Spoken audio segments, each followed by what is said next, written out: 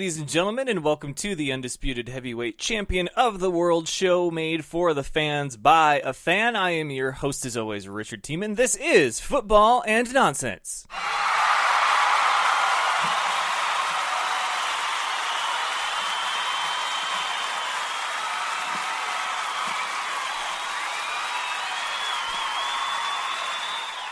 As promised, got a special episode for you this evening. It is, of course, Fantasy Wednesday, so Brandon of Team Fan Show is going to be on, joining me shortly, and he'll give you the latest fantasy advice. There was a bit of a, not necessarily a shakeup today, but a coaching decision that leaves us a little bit, So we will talk about the fallout of that, because it is a bit of a big one in regards to the world of fantasy football, so he'll let us know exactly what to do in this type of situation. Plus, my exclusive interview with local rockers Elephant Gun Riot.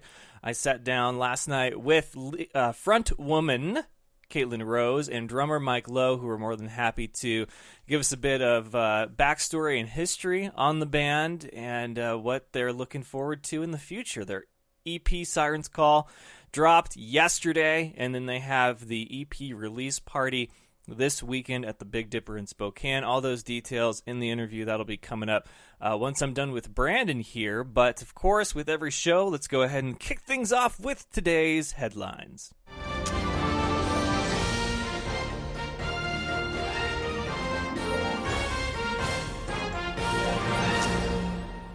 The war is over. The war is over. Every time something like this happens, I'm reminded of that scene in The Matrix, the third one, where he comes running out and he says, "The war is over. The war is over." And everybody kind of pauses for a moment, and then they cheer. Today was that day for me, because the ongoing Zeke Elliott saga appears to have finally reached its conclusion. He has withdrawn his latest appeal in the series of, like, if it was a collector's set, like, there would be 8 parts to it, right? So you get the whole box set of appeals, but he will withdraw his last one and serve his full suspension. That's right. Hallelujah. Amen. Zeke is going to serve his 6-game suspension.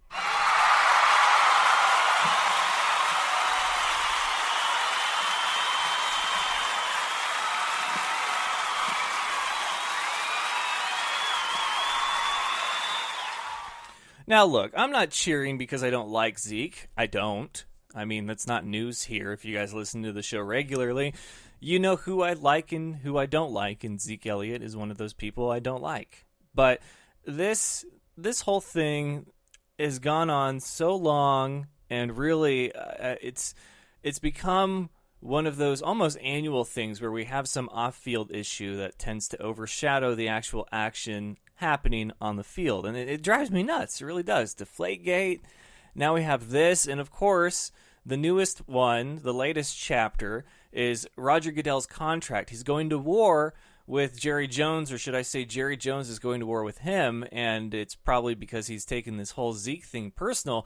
My problem is that I feel like Jerry is being put in his place, and it's at a much-needed time, because no one owner should be bigger than the commissioner. It just shouldn't work that way. In fact, owners really shouldn't have more say than GMs and coaches, because all they're doing is signing the checks and making the business decisions. Is it good for business to add as many football games in a calendar year as you can? Probably. But is it good for business to have a less than quality product out there because of the amount of strain and stress that you're putting on these players week in and week out by having short turnaround times, lengthy travels from here to London, Mexico, China, wherever they go next? Sure, it looks good for business on paper because of all the deals that you can make, and it's more football, but people, the players that make your product, are paying the price. And that's why I say end Thursday night football. Let's stick to Sunday and Monday, okay? That's what football is best known for. And let's just, call it a day. Why are we taking a home game away from faithful fan bases that pay good money for season tickets when they're not exactly replacing that game. They're just taking it away and moving it to another country. And it just, it blows my mind. And of course, all of these things, if you want them to pass, you have to have Jerry Jones in your corner to do that.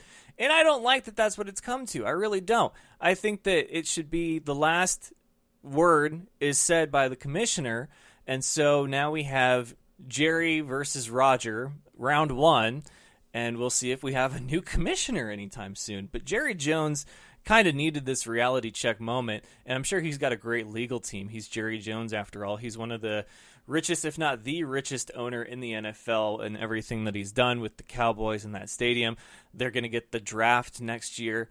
But he annoys me because he's all business. And of course, who am I to say that he isn't smart or isn't good at what he does? He's a billionaire, and I'm clearly not. But nonetheless, that's Jerry Jones. So in Dallas, Zeke is going to serve a 6-game suspension. They also have injuries on the defense as well. Sean Lee is out. And then Jerry Jones is going to go to war with Roger Goodell. So we'll see how that goes. In other news, the big fantasy news that I'll talk to Brandon about when he comes on is Tyrod Taylor has been benched by head coach Sean McDermott. For who? Nathan Peterman? I didn't even know that was a person. I mean, I pay attention to football and everything. I tend to say that I know more than the average fan, and I honestly couldn't tell you, one, who the backup was, and two, anything about Nathan Peterman. So if that says anything, it should. I don't know what the hell the Buffalo Bills are doing. I really don't. It's a very confusing time right now to be a Buffalo Bills fan. Bills fans, I feel for you. I'm very sorry about that. So that really concludes what's happening in the world of the NFL. Last night I had IFL coach Chris Williams of the Green Bay Blizzard. He was on because it was IFL schedule release day. So obviously we have officially begun the countdown to kickoff, which will happen February 23rd. And today, in other indoor or arena news, the National Arena League, the NAL, had a press conference today. They went Facebook Live to let us know that the Massachusetts Pirates will, in fact, be a team in 2018. They are going to be head coached by my man, Amir Ishmael, so I'm looking forward to getting him on the show ASAP. And this will be the new home of my good friend Nick Hague from the Spokane Empire. So they are reunited, and I'm sure it feels so good. So congratulations, Amir, Nick, and the people of Massachusetts. I believe the Pirates will have a very, very good 2018 season.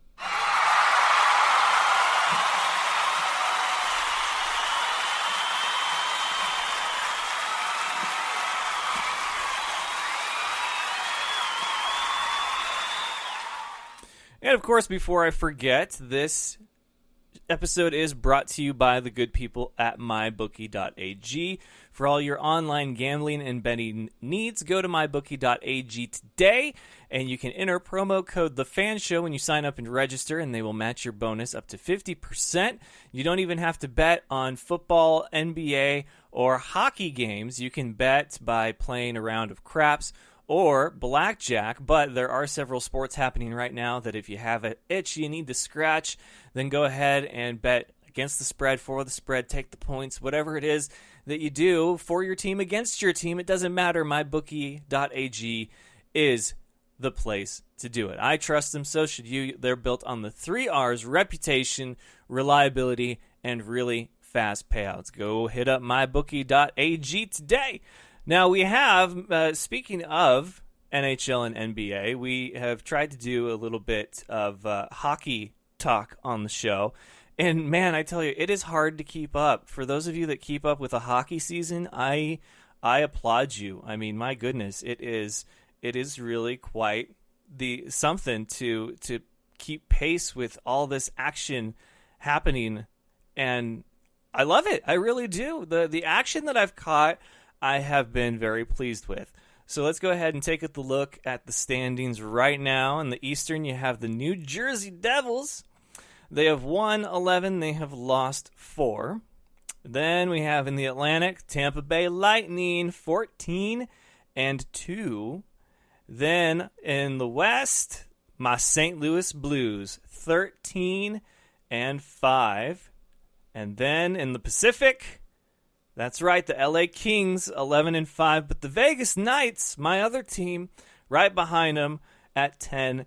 It's one of the best starts of any expansion team in professional hockey or in sports in general. So props to them. Vegas Knights, I believe, are going to be a very good team for a while. I think that this year they're obviously playing for their city, Vegas Strong, but they are doing a great job right now with low expectations and so far doing pretty damn good.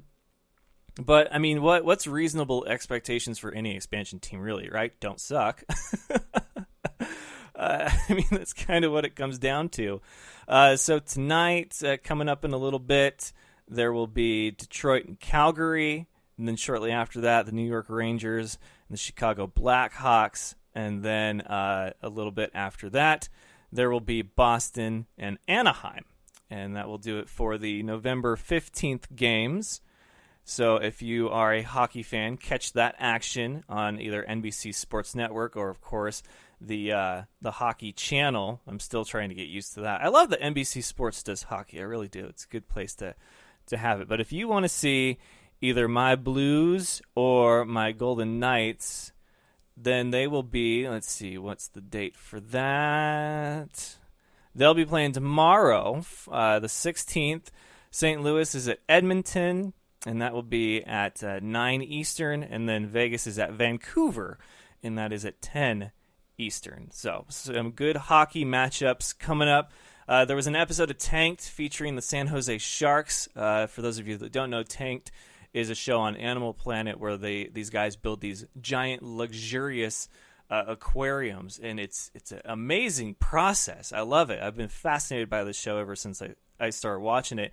And they did one for the San Jose Sharks. They've done one for Y2J Chris Jericho, who also, in case you didn't know, will be wrestling Kenny Omega in New Japan Wrestle Kingdom coming up January 4th at the Tokyo Dome. And tonight we're recording our Survivor Series Roundtable special that will be posted Friday. We're breaking down the Survivor Series card. Last night was the last SmackDown, the last show before the big pay-per-view. It's one of the big four: Survivor Series, SummerSlam, Royal Rumble, and WrestleMania.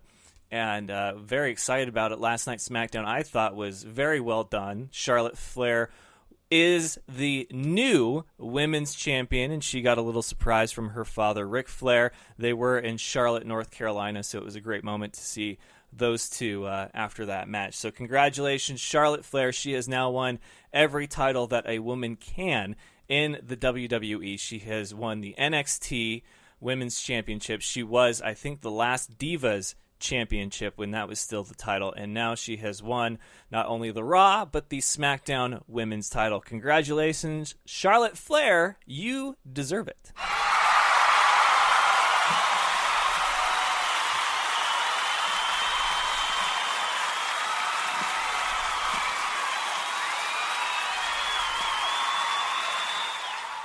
All right, so quick commercial break. When I come back, the folks of Elephant Gun Riot, and then after that, I will have Brandon on the show, and then we will give out the Week 10 Butt Fumble Award. So don't go anywhere. We've got more of The Fan Show coming up right after this. You're listening to The Fan Show, your home for all things football and nonsense. My special guest tonight, Farouk. Farouk, welcome. He's no expert, but here's the thing. Football and nonsense is what he brings. Sports talk with a twist.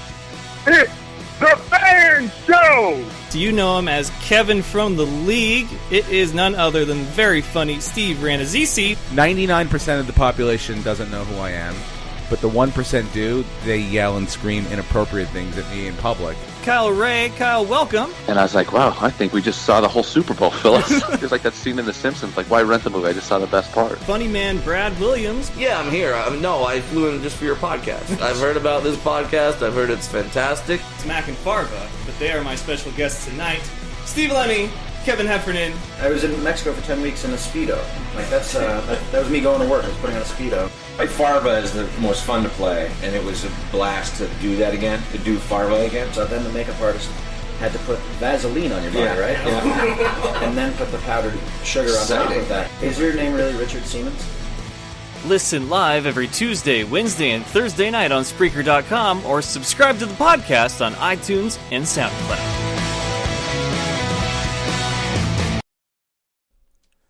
All right, ladies and gentlemen, joining me now, fresh off their new EP release, are the front woman and drummer from F.A.N. Gun Riot. Welcome, Caitlin and Mike. How you guys doing? Hey, doing great. Thank you. Excellent. Now, Mike, I have known you and 3/5 of F.A.N. Gun Riot since the high school days when you guys were Manifest and then Eliza Rose. Now, I love a good band name origin story, just like the rest. Where does F.A.N. Gun Riot come from? That's a Zach question, but so he basically, like, I won't tell you the whole context of where it came from, but general gist. We really need to come up with a better story. No, so he went at it from a very analytical perspective, like, okay, so, names with 3 words in them are catchy. You can easily come up with the initials, and it just rolls off the tongue. And then he was like, I think, God, how did he say this? He said our sound is like big. It sounds Yeah, big and yeah. so elephant and like riot, like It would be like, yeah, in your face, Just trying to find excitement and live, yeah. yeah, just kind of trying to find a way to describe in 3 words, like, what our sound was like. And then it sort ended of up stuff. sounding a lot more metal than we are. Well, it kind of, yeah, I mean, because when we started out, Caitlin wasn't in the band. They had a male I singer. don't know if you remember Victor from marching band. Victor Yeah, Byrne. I remember Victor. Yeah, he was the front man for like about a year. We played like 3 shows with him, I think. And so I mean that we came up with the name when he was in the band, and he left, and we got Caitlin, and we had the conversation of like, oh, should we change the name? We hadn't really done much at that point. You had just 3 shows and hadn't really even released anything, but we stuck with it, even though our sound changed a little bit. So I don't think we could be called anything else now, though. no, I it mean, would be impossible at this point. yeah. Yeah, you guys have really established yourself with that name, especially in Spokane, where it seems like it's hard to find a good household name in local music anymore. So props to you guys for that, for sticking with it. But I just always found it funny because you're right, Zach is very much the analytical guy behind the scenes who will crunch the numbers and think of what works. Manifest was that one-word name that was very catchy at the time because a lot of bands were using the one-word name, and then you guys went to Eliza Rose, which had kind of that feminine metal feel, which is the direction that you guys wanted to go, and you got a woman lead singer and to kind of go with that flow, and then F.A.N. Gun Riot comes out, and I'm just like, okay, this one I gotta hear. Yeah, right. So the EP, it came out, and you guys obviously very proud of it. I saw the live stream all day for the new music video. How did you guys make that happen? I didn't even know that was like a thing that you could do on Periscope or Facebook Live. So basically, there's a couple different kinds of apps, like desktop applications you can use to basically pull whatever source video you're running on your PC, just do like a screen capture or whatever, and then just push that to the various streaming services simultaneously. Zach did this too. That, at a high level, that's kind of how it works. I think the app he used was called Restream, and you just connect all of your various accounts to it, and it can there's some behind the curtain things, some special like codes that you have to pull from your Facebook and your Twitter and things like that, and plug it into the app, and then just push the video out there, and then just let it keep running, and then just basically babysit the streams on the other services throughout the day, and it's answer questions and just that kind of stuff. So that's kind of how that works. Yeah, it seemed like it was a very set it and forget it idea, but yet I know when it comes to things like that, you're still interacting to some degree. So yeah. I'm sure that you guys were like doing it in shifts, taking turns, and just like, who's going to answer questions now? Yeah, I had a couple streams pulled up on my desktop at work on one monitor, and like I was checking the Periscope on my phone, and and The most pain in the ass one was Facebook, because with Facebook live stream, it'll stop automatically after 4 hours. And so every 4 hours we had to restart it. But all the rest of them just ran without stopping. Well, that's good. And it seemed like the response was very good. Like, what were the overall, like, was the numbers what you had aimed for, or something that you were proud of at the end of the day? I thought it was solid. I mean, it started off strong. Like the early afternoon, like lunchtime-ish streams had the strongest numbers. And then later in the night, it kind of trailed off. That was kind of to be expected, just because, the way Facebook algorithms work is like, the more you post on your page throughout the day, the less it'll show later posts on people's feeds, that kind of thing. So it was kind of what I expected, but it was a pretty, I thought it was a strong response. Yeah, I think it was good. Definitely can understand the early afternoon numbers. It's kind of once everybody has gotten it out there and been able to share it, and everybody gets around to it. So I think it was good, successful from like a viewership and a listener perspective here. I enjoyed it, so for what that counts and what that matters. But yeah, of course, thank you. Matters. So, Caitlin, sometimes the finding of a lead singer can be the hardest thing, and their story is almost as good as coming up with a band name. So how do you fit into all of this, and where were you found, discovered? Did you come to them? Like, how did this relationship happen? Actually, I knew the guys back in high school during their Manifest days. I remember meeting them at, what was that club called? In Spokane, Club Soda? No, not Tuesdays? Fat Tuesdays. Yep. Oh, yeah, I would go out to Fat Tuesdays all the time, just a 17-year-old kid just enjoying some music. And I met these guys at one of those events, and I ended up singing like a song or two with them. In fact, Zach played that song for me the other day, and it's really it's painful. It's so painful, but it's amazing to see how much I've grown from that, and how much the guys have grown too. But so I knew them in high school, and then we all went our separate ways. Mike and I, we all went to school or started careers or whatever the case was, and they obviously continued on with music. But about I guess it's a little over 4 years ago now, I went to a show that they were playing in a different band called Thunder and Lightning at the Grail, and I had no clue they were going to be there. I was there for someone else, and then I'm like, oh my gosh, I haven't seen you guys in years. And Zach was like, we're looking for a singer, you should come try out. And it took, I think, like another month or two after that, but I finally did, and it just worked. Just clicked right that's really out. all you can ask for at that point, is that it works. Yeah. Mm-hmm. I know for me, the last band that I was a part of, I auditioned, and it was like a 3-part audition, and part of that was because they wanted to make sure I was actually going to stick around, because us drummers, we can be a fickle beast at times, and we're not always the most dependable person in the room. But Mike has been doing it forever, and he's probably one of the best that I know, so at least you guys have that going for you.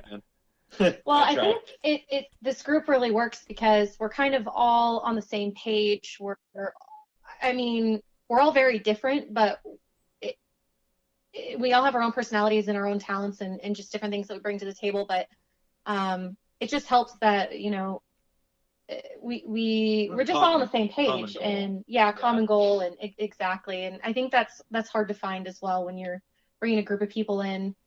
Into a band, especially. I think that is a hard thing to find, and we're pretty lucky. Yeah, I mean, a band to me, was always like a brotherhood, but then really it comes down to, as you grow with it, it becomes more of a business. And as unfortunate as that may be sometimes when it comes to the hard decisions, it is what's best for business. But you guys, like, as far as when you're off stage, it's kind of like the assembly of the Power Rangers, because you have Pat, who's a lawyer, and then he plays bass. Then you have Zach, who's the very techie, analytical guy who's writing the riffs, and then everybody who does their own respective things outside the band. You guys come together and you make kick-ass music. So, I mean, it's really an amazing thing to see a band come together and perform well, which is one of the things that you guys do, I think, and that's not always easy to come by. We're always striving to just get better and better, and we all take a lot of pride in what we do, and we just love it. I think that's the main thing. For me, it's just I get so much joy out of it. I don't know what I would do without the band. It's just so great, and I think that's a big part of it. Well, and then speaking of that, you guys have, as I mentioned, the EP, which it's released now. Today. Yep, it is. Today it's released. It's out and ready for your listening pleasure and your ears to put in your ear holes. But you guys have the release party this weekend, and so this is the next step. But then, what is the step after that? Like, what is the plans as far as? Do you kind of just let it simmer for a bit? Do you go out there? Because I know you guys have been very much on doing the weekend shows, which has worked very well for you. Is there any different approach to how you're going to handle this? That's a really good question. We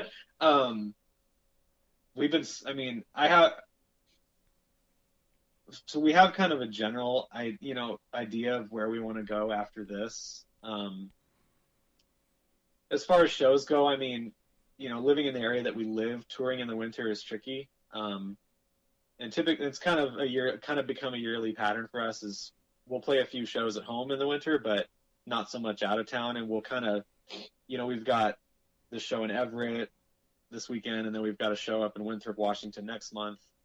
At the Barnyard Cinema? Barnyard Cinema, yeah. We haven't played there before. That's actually a theater. That should be pretty interesting. Yeah. But as far as that, I mean, we'll probably ramp up the touring again, like in March-ish. Well, we do have Hell's Bells January 19th in the Knitting Factory coming up as well. Yeah. So, I mean, it'll probably just be more of this, just kind of the same cycle. Just try and play as many shows as we can. Push the new music, and just kind of go from there. Just it's every cycle we kind of just take things to the next level. So we're hoping. I don't know if we'll have time to do this, but one thing that we might do a bit differently is do a music video for each of the songs in the EP and release those as we do them. That's definitely something we want to do. Just to continue to help push the music and. Honestly, Zach and I are ready to start songwriting again. Okay, it's been a few months. Like we got to write. Well, yeah, songwriting is kind of like that of shooting a TV show, where what people don't tend to realize right away is that what you're seeing has been done for months, and they had to produce it and clean it up and cut it down to 60 or 30 minutes and then schedule it and put it out on the air. So by the end of a season of a show, you're seeing something that was already filmed and started months and months prior to that. And the same thing goes for songwriting. What you hear on an EP or a CD is something that started months, even years prior to that, as far as the initial process. So yeah, I understand you got the itch again, even though you just put this out. Now you want to go and scratch it as soon as you can. Yeah, that's kind of one of the reasons why we did the full length last year. We're glad we did it, but it was pain and it took a long time. Just we do this part time. We all have day jobs, so it's hard to just dedicate a ton of time to doing that many songs at once. So we're kind of with this release, we're kind of pivoting as a business. We're going to switch, probably just doing 4 or 5 songs at a time. Because physical distribution isn't as important as it used to be. It's like, it doesn't really matter to batch 10 or 12 songs at once. You don't have to do that.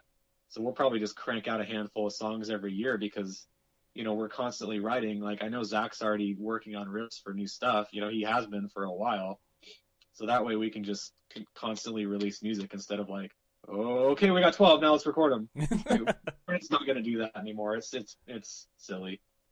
So that's probably what you'll see from us going forward is every year-ish, you'll probably get a new handful of songs. Well, and Zach's the kind of guy that probably has like books full of songs that he started years ago and is saving for like a rainy day. Yeah. And we don't even see the crappy ones. He only shows us the one he likes. The ones that passes. Yeah, that pass muster. Well, I'm certainly excited for the release party. I think the idea of doing music videos with your songs for each one is another great idea. Now, has there been any talk about like a video concept, like each one would kind of tie into another, or is that a bit beyond what you guys kind of had in mind for what this is as far as in the career of your band now? I know, we have ideas for each song of what to do for that video, for that specific song. I don't as know far if as connecting them, I don't know if Zach's really thought about that much. Maybe. If he has, he hasn't talked to me about it. But maybe. There's always that potential. He's kind of the creative he has a nexus vision for a lot of this stuff. Yeah. Yeah, he has a vision. Yeah. Well, after that, after your guys' EP party this weekend, you mentioned the Hells Bells, which is always a great build to be on. I've seen them twice. They come to Spokane every year. It's always a great show, always a packed house. So that's definitely a good crowd and a good, band to be direct support for. And you guys have always brought one of your best sets to that. So clearly a good gig. One thing that I wanted to know from you guys who have been in this scene for realistically as long as an individual can be that's not born into it, Spokane is kind of a tough beast to tackle when it comes to the music scene because it seems like it's always kind of changing, but yet at the same time certain things remain the same. Garth Brooks just sold out 7 straight shows at the arena, which is mind-boggling.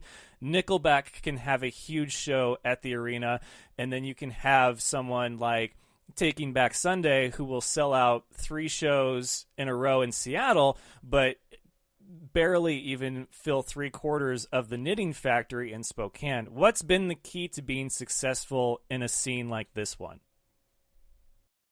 Like for us specifically or just in general?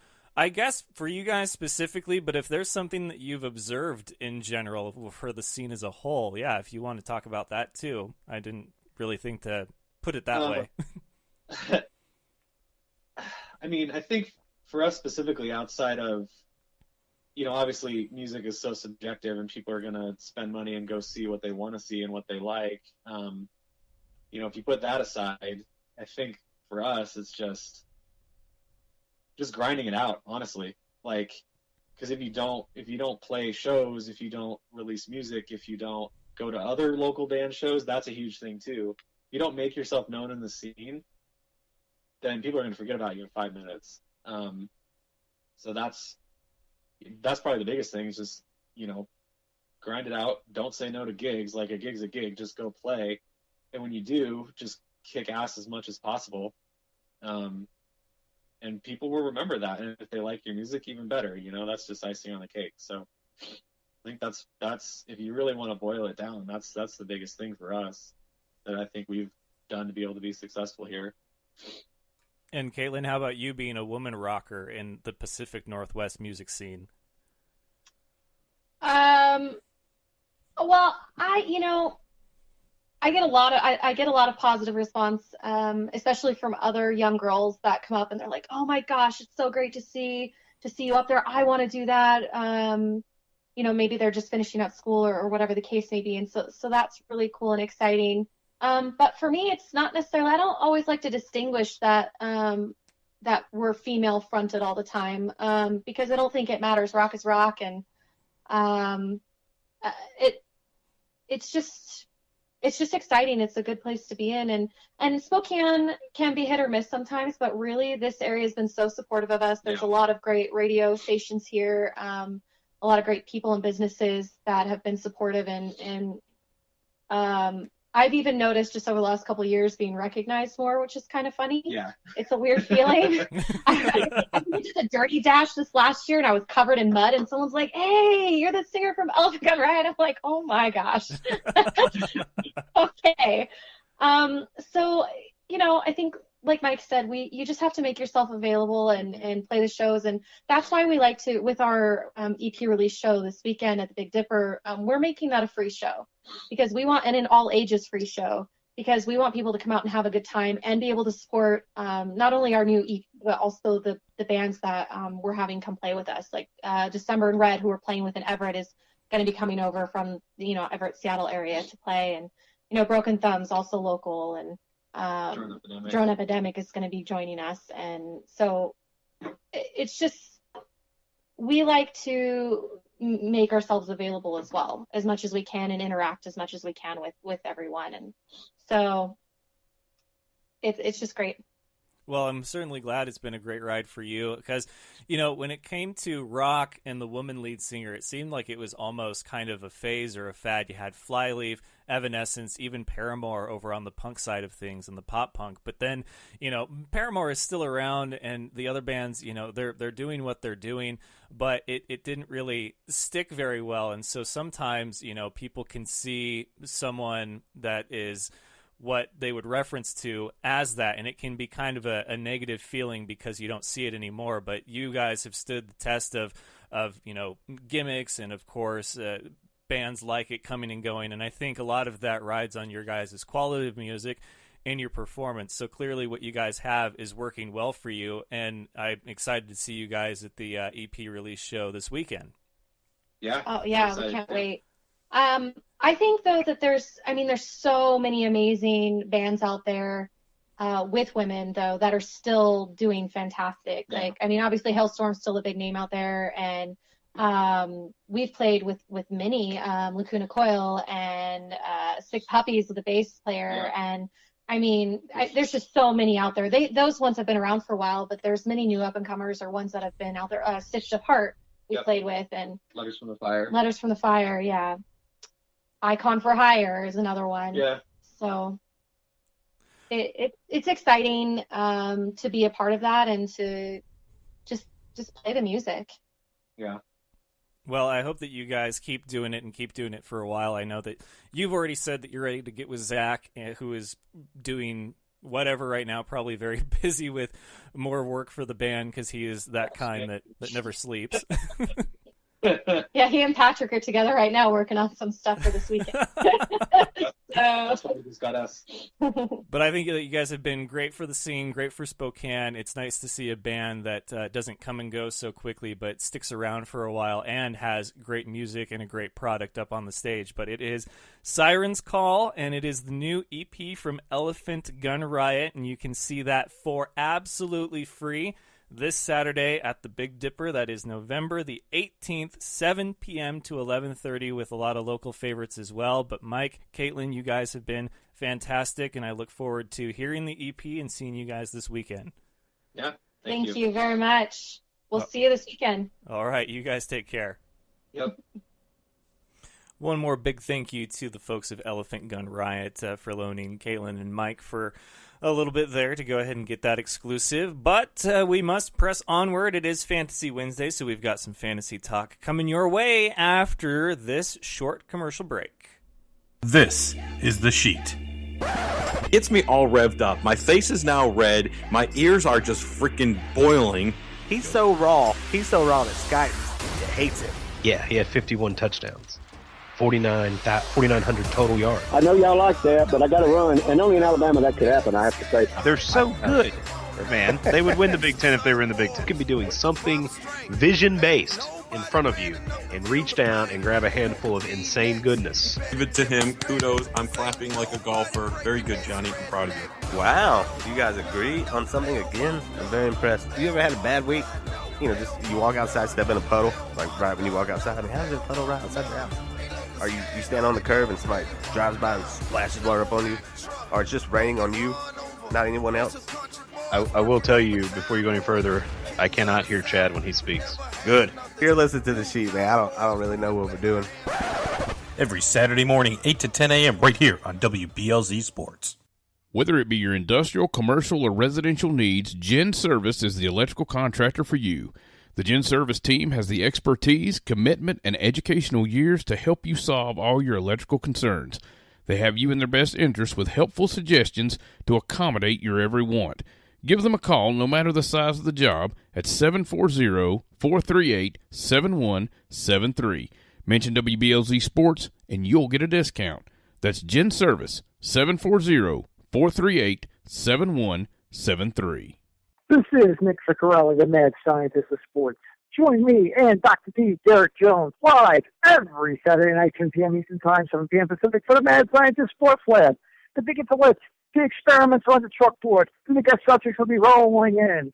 Mad Scientist Sports Lab, only on WBLZ Sports, where we got balls. Doug Peffer Painting and Pressure Washing. He has over 30 years of painting experience. He's interior, exterior, commercial or residential. Doug Peffer covers it all. Is your house looking ugh? We'll call on Doug. Doug Peffer Painting and Pressure Washing. 404-966-3361. Mention WBLZ Sports and get a special We've Got Balls discount. That's Doug Peffer Painting and Pressure Washing. 404-966-3361. Check out Thursday Night Tailgate, where NFL legends live on. We bring you 5 NFL legends every week, sharing their stories and insights, plus our spotlight on the positive. Hear which players are doing great things in their communities. Now on WBLZ Sports Talk Radio and WBLZSports.com.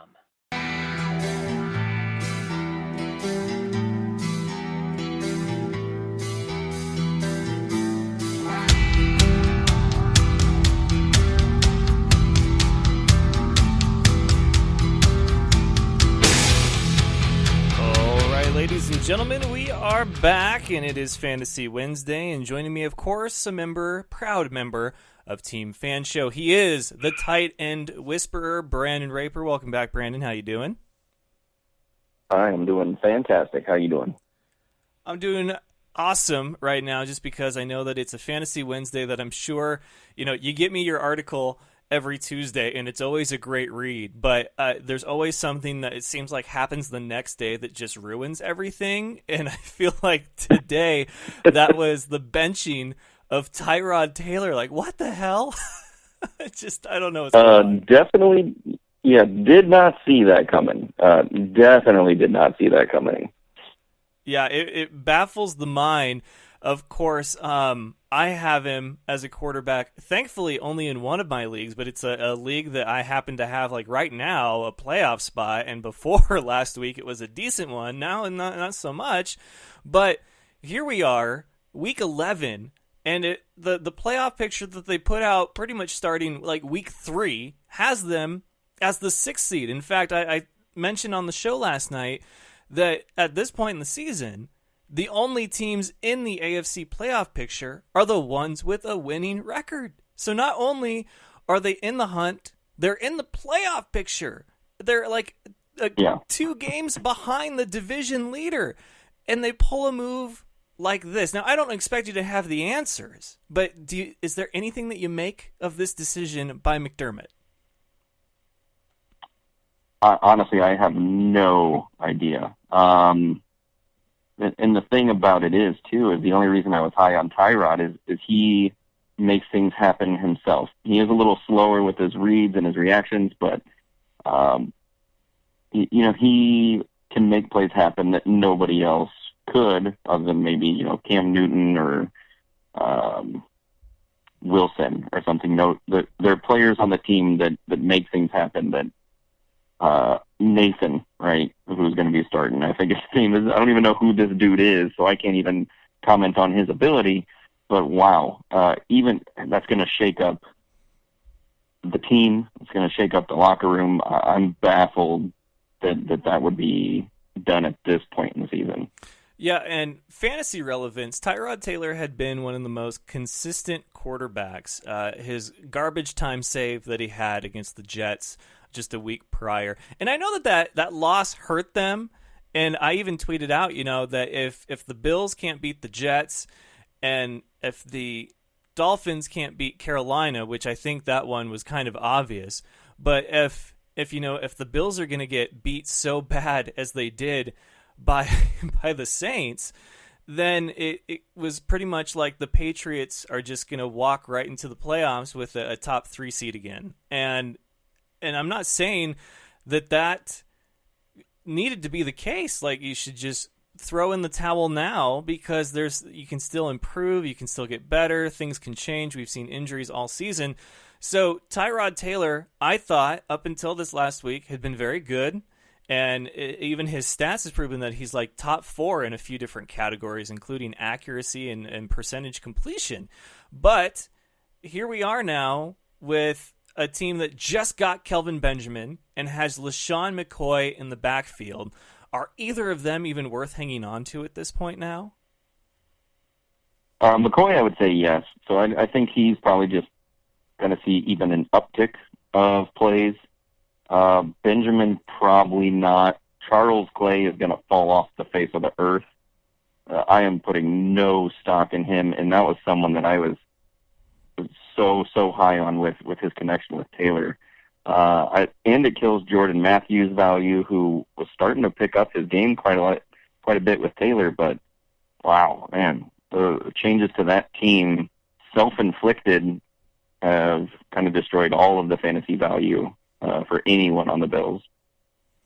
Yeah, because he's going to target the stars, but he's also going to build rapport with someone, and we don't know who that's going to be. And honestly, at this point in a majority of fantasy seasons, I don't think we have enough time to really wait and see just whose rapport is built, because obviously he's not going to be a hot pickup at quarterback for fantasy leagues unless you're absolutely desperate. But I think even Blaine Gabbert's like number 2 on the projected waiver wire right now, and that's with the circumstance that Drew Stanton doesn't even play. I mean, this is a coulda woulda. So you have a quarterback that's a maybe, possibly, that's above a guy that has been named the actual starter after Tyrod Taylor. So it's just very confusing times. I do agree with you. LaShawn McCoy should get a lot of the heavy lifting, unfortunately, and their O-line has been pretty good because LaShawn McCoy has put up some very good numbers. It took him a while to find the end zone, but is this a morale killer for this team? Like, is it almost like not even worth anything now for this kind of move to happen, where you got to wonder if they're going to even put up a fight? I mean, just on pure speculation, I would have to imagine so, because not only did it happen this year, but it happened last year, it happened the year before that.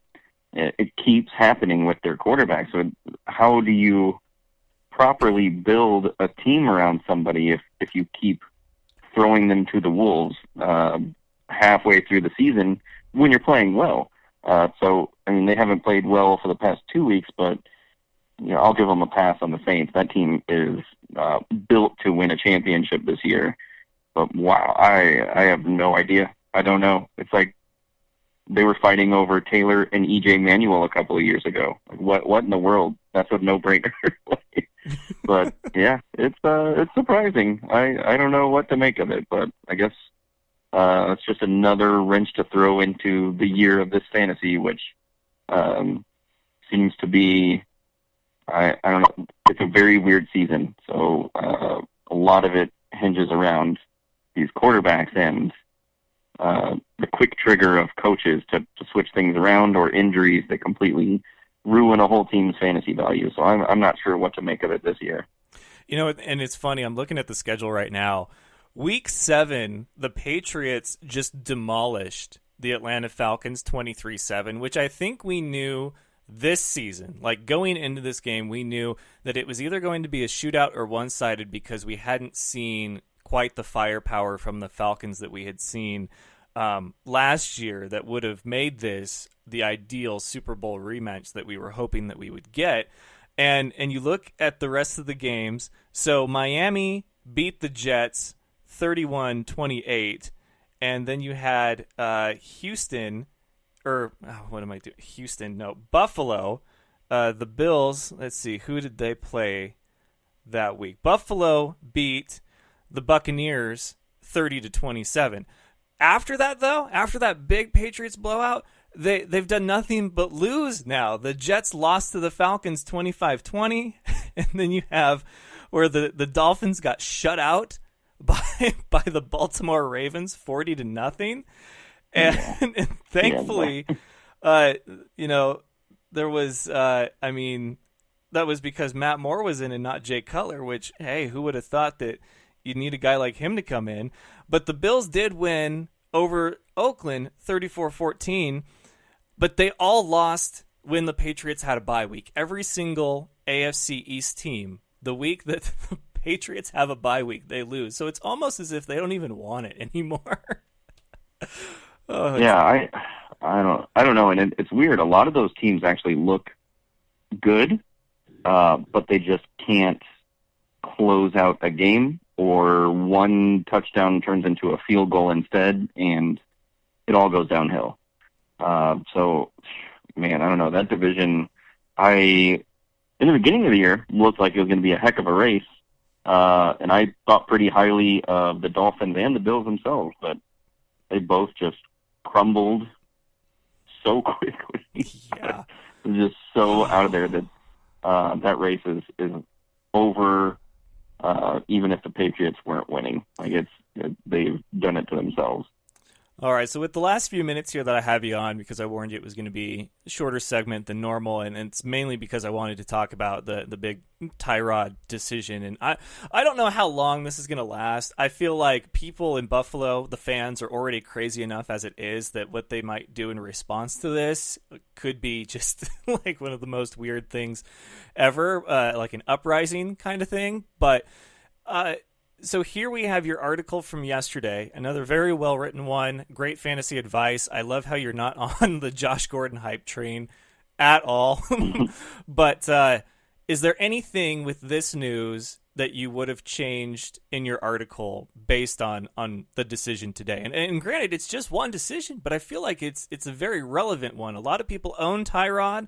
A lot of people own LaShawn. A lot of people own Charles Clay and Kelvin Benjamin, and they were sort of waiting for him to get integrated in the team and to start catching some balls. So is there anything that you would have changed up with your article looking back now, hindsight being what it is?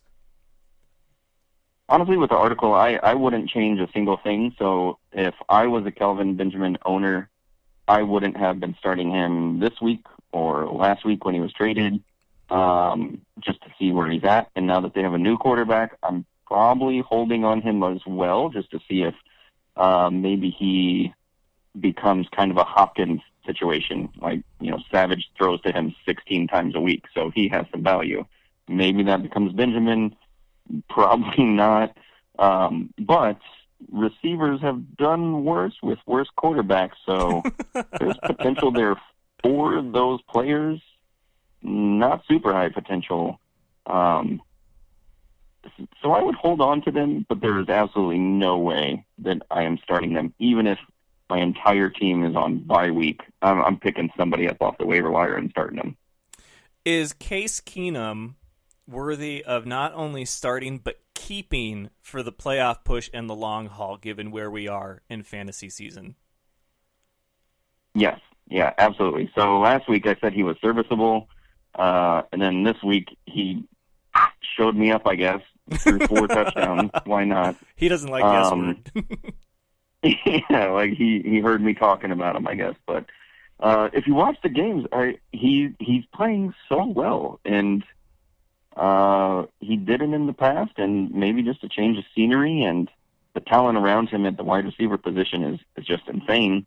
I can't even imagine if they had Cook, how freaking good Keenum would be currently. But he is just playing out of his mind, and I don't think you can possibly bench him until he shows you otherwise. So you don't foresee there to be a QB change, regardless of record or how well he is, for Teddy Two Gloves? No, and actually, I think this is very similar to the Bill scenario, where if you bench Keenum for Bridgewater, you've pretty much shown your team that everything that this team did, no matter how well you played, your job could be gone because of somebody that you believe in over them. So I think it would be super detrimental to the team as a whole. And he's just playing lights out anyway. So I don't know. If you can put 38 up against the Redskins, do it, man. Just let him start. Like, do not take him out. Even if Bridgewater walks on water during practice, like, you got to keep him in there the rest of the season. I love that.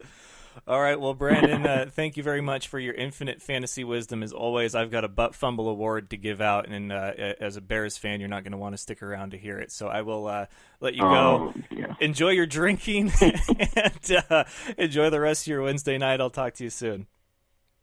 All right, sounds good. See you later, man. Bye. All right, once again, that was Team Fan Show member Brandon Raper, and he does a phenomenal job in the world of fantasy. Go to thefanshow.com, click the fantasy tab, and it's his very own tab. He's got it all to himself. Great stuff.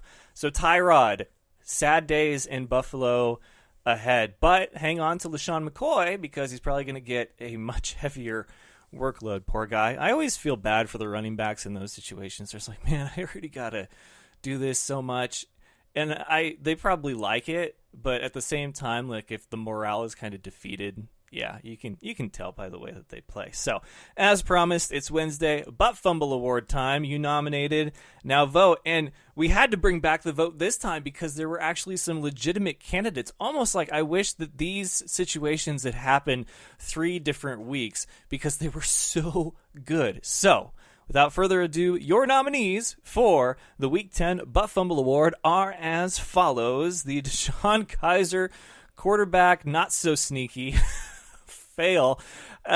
The Twitter exploded, right? I mean, Hugh Jackson even had to address the fact that Twitter damn near broke because of this play. It's a QB sneak from the 2, and he like slips and he face plants. And I watched the replay and I was like, no.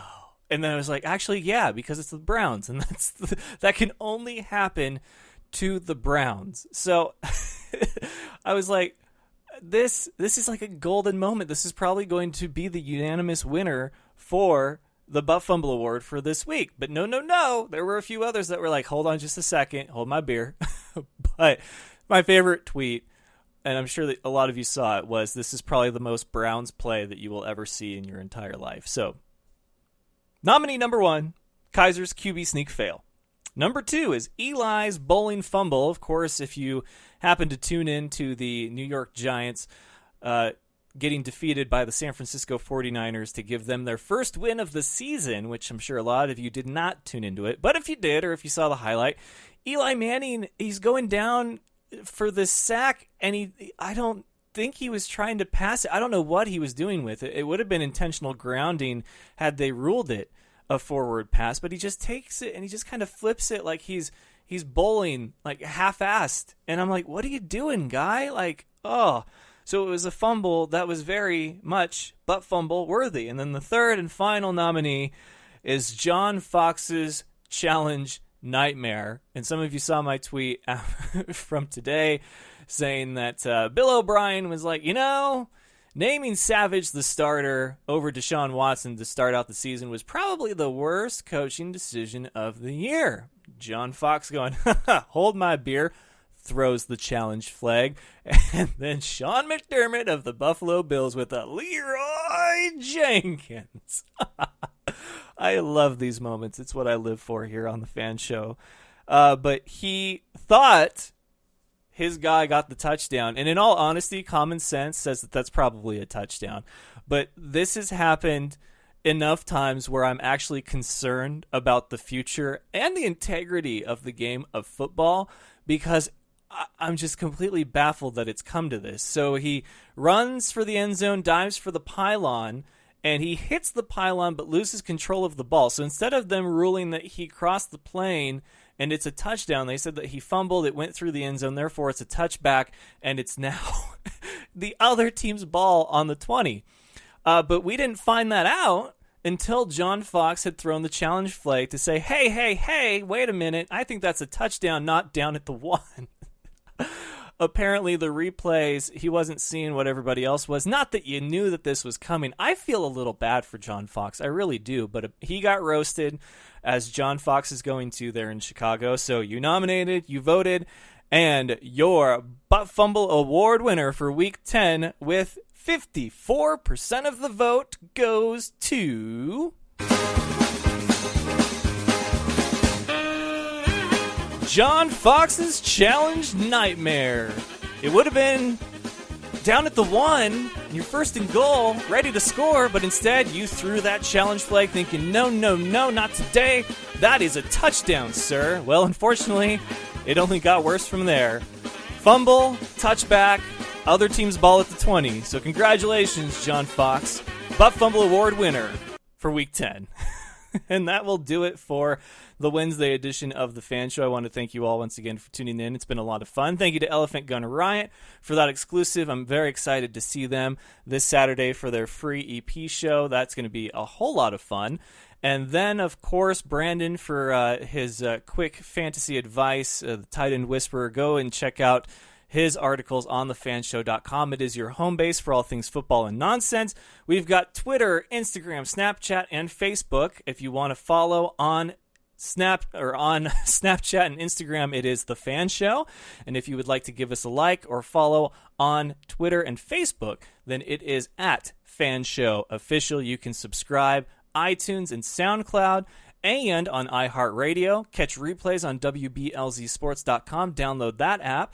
Listen live on Spreaker.com or thefanshow.com under the live tab. And then, of course, you can always find me here every Tuesday, Wednesday, and Thursday night at 7 Eastern, 4 Pacific, coming to you live from within the Fan Cave studio. So until next time, Fan Nation, best of luck to you and yours. Go Niners, and remember, it's all fun and games until you butt fumble. Good night, folks. Do you remember the time that Mark Sanchez ran into his own player's butt? That was funny sports. Thank you for having me on the show, man. I love the Fan Show.